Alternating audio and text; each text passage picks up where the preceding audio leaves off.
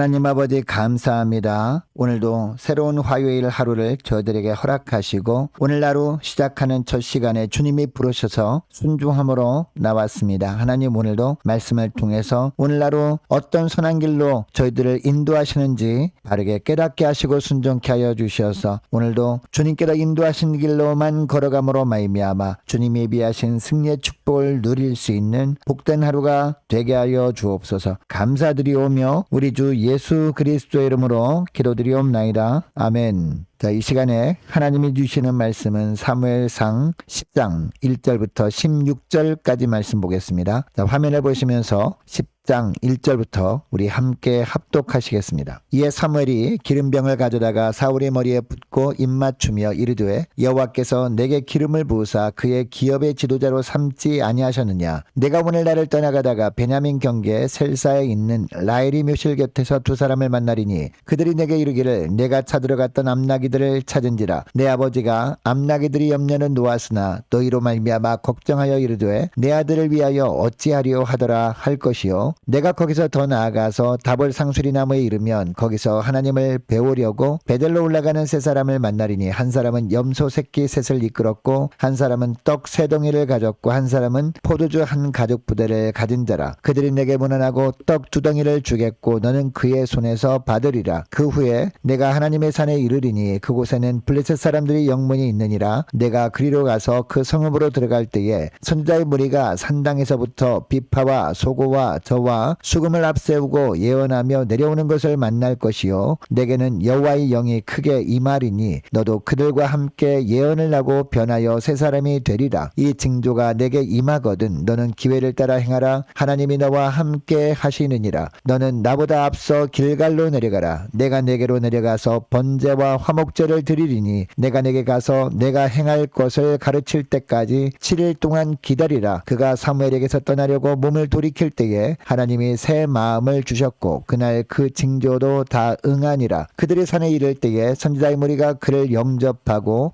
하나님의 영이 사울에게 크게 임함으로 그가 그들 중에서 예언을 하니 전에 사울을 알던 모든 사람들이 사울이 선지자들과 함께 예언함을 보고 서로 이르되 기스의 아들에게 무슨 일이 일어나느냐 사울도 선지자들 중에 있느냐 하고 그곳에 어떤 사람은 말하여 이르되 그들의 아버지가 누구냐 한지라. 그러므로 속담이 되어 이르되 사울도 선지자들 중에 있느냐 하더라. 사울이 예언하기를 마치고 산당으로 가니라. 사울의 숙부가 사울과 그의 사환에게 이르되 너희가 어디로 갔더냐. 사울이 이르되 암나귀들을 찾다가 찾지 못함으로 사무엘에게 갔었나이다 하니 사울의 숙부가 이르되 청하노니 사무엘이 너희에게 이른 말을 내게 말하라 하니라. 사울이 그의 숙부에게 말하되 그가 암나귀들을 찾았다고 우리에게 분명히 말하더이다 하고 사무엘이 말하던 나라의 일은 말하지 아니하니라. 아멘. 여러분, 하나님은 우리의 간구에 반드시 응답하시는 하나님이십니다. 그런데 대부분 보면 우리의 삶 속에서 우연처럼 보이는 일들을 통해 응답하시는 일을 행하시는 하나님이심을 우리는 알 수 있습니다. 그러므로 우리가 기도한 후에 우리에게 필요한 것은 바로 영적 민감성을 가지고 하나님이 일하심을 깨닫는 겁니다. 사무엘상에는 많은 인물들이 나옵니다. 그 중에서 가장 중요한 세 사람을 굳이 꼽으라고 하면 사무엘과 사울 그리고 다윗을 들 수 있습니다. 사울은 9장에서부터 등장합니다. 잃어버린 암나귀를 찾아오라는 아버지의 명령을 받고 암나귀를 찾다가 우연히 사무엘이 살고 있는 마을까지 오게 됩니다. 그는 암나귀를 찾는데 실패합니다. 그래서 그냥 집으로 돌아가려고 합니다. 그러나 사울의 사환이 만류하죠. 그래도 사무엘 선지자가 사는 마을까지 왔는데 이곳에 살고 있는 사무엘 선지자에게 찾아가서 물어보기나 하고 가자고 권면을 한 겁니다. 사울이 사환의 말을 따르기로 합니다. 이렇게 해서 원래 계획에도 없던 사무엘과 사울의 만남이 이루어지게 됩니다. 사울 입장에서는 이 만남은요, 조금도 계획되지 않았던 우연한 만남이었습니다. 그러나 사실은 하나님이 예비하신 준비된 만남이었습니다. 하나님께서 사울을 왕으로 세우시기 위해서 이처럼 우연을 가장하여 일을 하고 계셨던 겁니다. 여러분, 하나님께서 사울을 이렇게 이끄신 이유가 있습니다. 백성들이 왕을 요구했기 때문입니다. 여러분, 7장에 보면 블레셋에 빼앗겼던 언약궤가 이스라엘 땅으로 돌아옵니다. 사무엘이 백성들을 미스바로 모이게 합니다. 미스바에서 모든 이스라엘 백성들이 크게 회개하며 하나님만 섬기겠다고 결단하니까 비록 블레셋 군사들이 침공에 들어왔지만 하나님이 친히 싸워주셨습니다. 그리고 승리의 축복을 허락해 주십니다. 이때부터 사무엘이 사사로 이스라엘을 다스립니다. 그런데 문제는 사무엘이 늙은 후였습니다. 사무엘은 자신이 두 아들을 사사로 세우고 백성들의 송사를 판결하게 했습니다. 그런데 이 사무엘이 두 아들들은 사무엘과 같지 않았던 겁니다. 뇌물을 받고 판결을 굽게 했던 겁니다. 결국 억울한 사람들이 생겨나서 불만을 터뜨립니다. 이것 때문에 백성들이 사무엘을 찾아와서 사사제도 말고 자신들도 이방 나라들처럼 왕정제도 하에 살고 싶다고 한 겁니다. 여러분, 사사가 그들을 다스릴 때는 하나님이 친히 그들이 왕이셨습니다. 그들은 하나님의 종들이었습니다. 그런데 그들이 인간 왕을 세운다는 것은 스스로 인간 왕의 종이 된다는 뜻이었습니다. 이것을 하나님께서는 사무엘을 통해 경고하십니다. 그럼에도 백성들은 어떻게 합니까? 경고를 무시하고 왕을 요구합니다. 이것을 하나님이 다 보신 겁니다. 그리고 그들이 말대로 왕을 주시기 위해서 이처럼 사울을 사무엘에게 인도하신 것입니다. 바로 앞장에 나오는 9장 15절부터 보면 사울이 오기 전에 사무엘에게 하나님이 이미 말씀하십니다. 베냐민 땅에서 한 사람을 보낼 테니 그에게 기름을 부어 이스라엘의 지도자로 삼으라는 겁니다. 이 말씀이 임한 후에 마침 사울이 사무엘을 찾아오죠. 그리고 사무엘이 사울을 볼 때 하나님께서 다시 말씀하십니다. 9장 17절에 보니까 보라 이는 내가 내게 말한 사람이니 이가 내 백성을 다스리리라 하시니라 라고 하십니다. 사무엘은 사울을 식사 자리로 초대합니다. 그리고 밤이 새도록 대화를 나눕니다. 그리고 그 다음날 아침 일찍 사무엘은 사울을 배웅하는 길에 갑자기 기름병을 가져와서 사울의 머리에 기름을 붓습니다. 이게 바로 10장 1절 말씀입니다. 이에 사무엘이 기름병을 가져다가 사울의 머리에 붓고 입맞추며 이르되 여호와께서 내게 기름을 부으사 그의 기업의 지도자로 삼지 아니하셨느냐라고 합니다. 여러분 사울의 입장에서는요 도대체 이것이 무슨 일인가 싶었을 겁니다. 자기는 단지 잃어버린 아버지의 암나귀를 찾으러 왔을 뿐이죠. 그런데 생각하지도 않은 일을 겪게 된 겁니다. 아무리 사무엘이 기름을 부어서 자신을 이스라엘 왕으로 세웠지만 믿을 수가 없었습니다. 왜냐하면 아무도 보는 사람도 없는 중에 기름 부음을 받았기 때문에 사람들이 인정해 주지도 않을 수 있었기 때문이죠. 그래서 사무엘은 어떻게 합니까? 하나님께서 사울을 왕으로 선택하셨다는 사실에 대해 확신을 심어주려고 사울의 집으로 돌아가는 동안에 일어날 세 가지 일을 예언하죠. 자, 첫째로 2절에 보니까요. 라헬이 묘실 곁에서 두 사람을 만나게 될 텐데 그 사람들이 사울의 아버지가 암나귀를 찾았기 때문에 암나귀보다 사울을 걱정하고 있다고 말할 것이다 라고 합니다. 그리고 둘째는 3절 4절에 보니까요. 다볼 상수리 나무에 이르렀을 때 하나님을 뵈려고 베델로 올라가는 세 사람을 만나게 될 것이라고 합니다. 그리고 세 번째는요. 5절과 6절에 나옵니다. 어떤 예언을 합니까? 사울이 하나님의 산에 이르렀을 때 선자의 무리가 예언하며 내려오는 것을 볼 것이고 사울에게도 여호와의 영이 임하게 되고 변하여 세 사람이 될 것이라는 말씀을 합니다. 자, 9절 말씀해 보면 이 세 가지 일들은 사무엘이 말한 그대로 모두 이루어집니다. 뿐만 아니라 하나님은 사울에게 하나님의 영과 새 마음도 부어주셔서 사울을 새 사람처럼 변화시키십니다. 그래서 이전에 사울을 알았던 이들은 달라진 사울의 모습을 보고 모두 놀랍니다. 11절과 12절 말씀을 보면요. 전에 사울을 알던 모든 사람들이 사울이 선지자들과 함께 예언함을 보고 서로 이르되 기스의 아들에게 무슨 일이 일어났느냐? 사울도 선지자들 중에 있느냐 하고 그곳에 어떤 사람은 말하여 이르되 그들이 아버지가 누구냐 한지라. 그러므로 속담이 되어 이르되 사울도 선지자들 중에 있느냐 하더라 라고 합니다. 여러분 사울이 왕으로 기름 부음을 받게 되는 과정을 보면요. 사울의 입장에서는 모든 일들이 다 우연인 것처럼 보였거든요. 그리고 자신이 보기에는 정말 왕으로 세움받을 자격이 전혀 없는 것처럼 보였습니다. 그러나 인간 편에서는 우연처럼 보였던 일들도 다 하나님께서 일하시는 과정이었습니다. 이스라엘 백성들이 부르짖는 소리를 들으시고 그 부르짖음에 응답하기 위해서 하나님께서는 우연히 일어난 일처럼 보이는 사건들을 통해 일하셨다는 사실입니다. 여러분 이것을 통해 무엇을 알게 됩니까? 오늘 하루 우리가 보기에는 우연한 일처럼 보이는 사건들도 그동안 내가 기도해왔던 그 기도에 응답하시는 하나님의 손길일 수 있다는 겁니다. 이것을 기억하시고 오늘 기도할 때 이렇게 기도했으면 좋겠습니다. 하나님 영적인 민감성을 가지고 살아가게 하옵소서. 간절히 기도하기를 원합니다.